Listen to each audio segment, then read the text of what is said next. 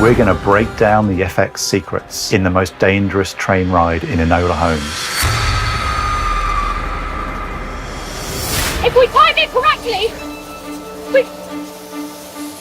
Time what correctly? Well, your best idea remains leaping off this train, doesn't it? This is a scene when Enola is on a train and she meets Lord Tewkesbury.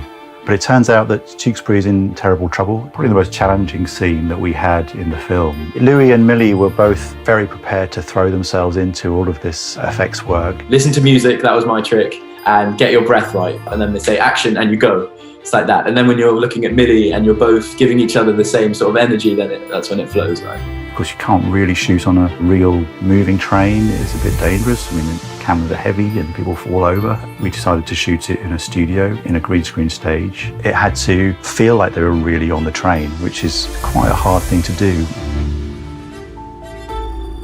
Some of the other shots, which are more complicated, so for example, the shots outside the train, where we have characters hanging and dangling. We're creating new camera moves outside the train. So we LiDAR'd, which is a laser scan, and we use photogrammetry to build a three-dimensional version of some parts of this track.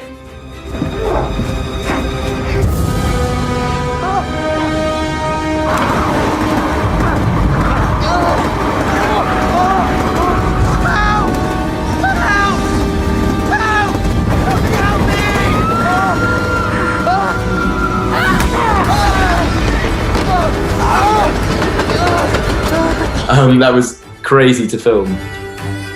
When I'm hanging out of this train, like looking down at the tracks, rushing past, and the wind, like that's all fake. So all the practical elements really give the actors a sense of being somewhere dangerous. He's secured with a wire. It's a challenge to hide that and mask that on the day of filming itself. And then in post-production, we have to paint the wire out. On the stage itself, when we're shooting it, we also add in wind and rocking motion, and then a big dramatic camera move.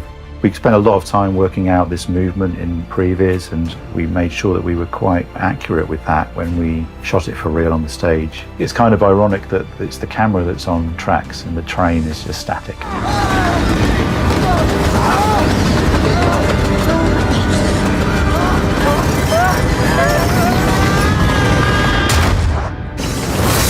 They would count it down, so it helps. It's like, all right, tunnel coming, then the first day, tunnel coming, in 3, 2, it's like, We knew we had to replace the door with a CG door. We start with a real physical object on set, and we then match it perfectly with a CG version of itself.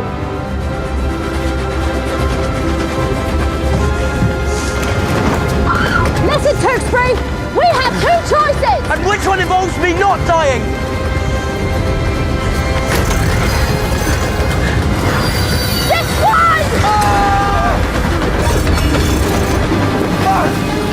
The jump that you see off the train was not me, unfortunately.